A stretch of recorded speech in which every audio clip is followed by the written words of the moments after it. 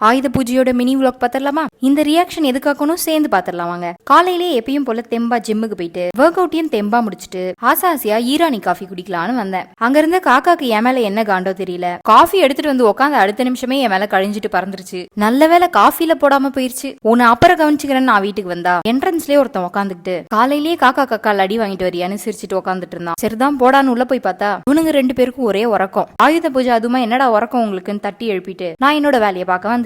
தெரியும் இந்த ஃப்ரிட்ஜை பார்த்தோன்னு நீங்க என்ன கேட்பீங்கன்னு எனக்கு தெரியும். ஃப்ரிட்ஜோட சம்பவம் தானே சொல்றேன், கண்டிப்பா ஒரு நாள் சொல்றேன். ஆனா அதை சொல்றதுக்குள்ள எனக்கே அது மறந்து போயிடும் நினைக்கிறேன். பாட்டு கேட்டுட்டே நல்லா ஃப்ரிட்ஜை தொடச்சிட்டு எங்க ஆத்தா தேங்காய் சட்னி கொஞ்சம் வச்சிடுன்னு சொன்னதுனால தேங்காய் சட்னி வைக்க கிளம்பியாச்சு. தேங்காவை புதுசா உடைக்கிறதே அந்த தண்ணியை குடிக்கிறதுக்காக தான். ஆனா ஏன் நேரமோ என்னமோ தெரியல, எல்லாமே கேவலமா தான் நடக்குது. ஏன்னா தேங்காய் தண்ணியும் சுத்தமா நல்லா. சரி சட்னியாச்சு ஒழுங்கா வச்சு நம்ம சாப்பிடுவோன்னு தேங்காவெல்லாம் பத்த போட்டு பச்சை மிளகாவை போய் தேடினா பச்சை மிளகா எங்க இருக்குன்னு பாத்தீங்களா? பச்சை மிளகாக்கெல்லாம் உண்டியல் கேக்குதுன்ற மாதிரி உண்டியல்ல தூக்கி போட்டு வச்சிருக்காங்க எங்க அம்மா. அப்படியே சட்னியை வச்சுட்டு காலையில டிஃபனா 2 இட்லியோட முடிச்சாச்சு. அப்புறம் கொஞ்சமா பூ கட்டி தர சொன்னாங்க, அதையும் கையோட கட்டி கொடுத்தாச்சு. எங்க அம்மாக்கு நான் கொஞ்ச நேரம் சும்மா உட்காந்தாலே கை கால்லாம் நமனமன்னும். ஐயோ இவ சும்மா உட்காந்துட்டு இருக்காளே, இவளை ஏதாச்சும் வேலை வாங்கணுமேனு. அதே மாதிரிதான் இந்த வண்டியை போய் கழுவ சொன்னாங்க. தலையெழுத்தேன்னு போய் வண்டியை கழுவி விட்டு அதுக்கு கொஞ்சம் டெக்கரேஷனையும் போட்டு விட்டு அழகா ஜொலிக்க வச்சாச்சு. கையோட என்னோட கபையும் போய் கழுவிட்டு அதாவது குளிச்சுட்டு ஃபைனலா சாமியும் சிறப்பா கும்பிட்டுட்டு ஆயுத பூஜை டேவையும் சிறப்பா முடிச்சாச்சு. உங்களோட ஆயுத பூஜை எப்படி போச்சுன்னு சொல்லிட்டு அப்படியே உங்களுக்கும் இந்த மாதிரி காக்கா காக்கா சம்பவம் எல்லாம் நடந்திருக்கான்னு கமெண்ட் பண்ணிட்டு போங்க. பாய்.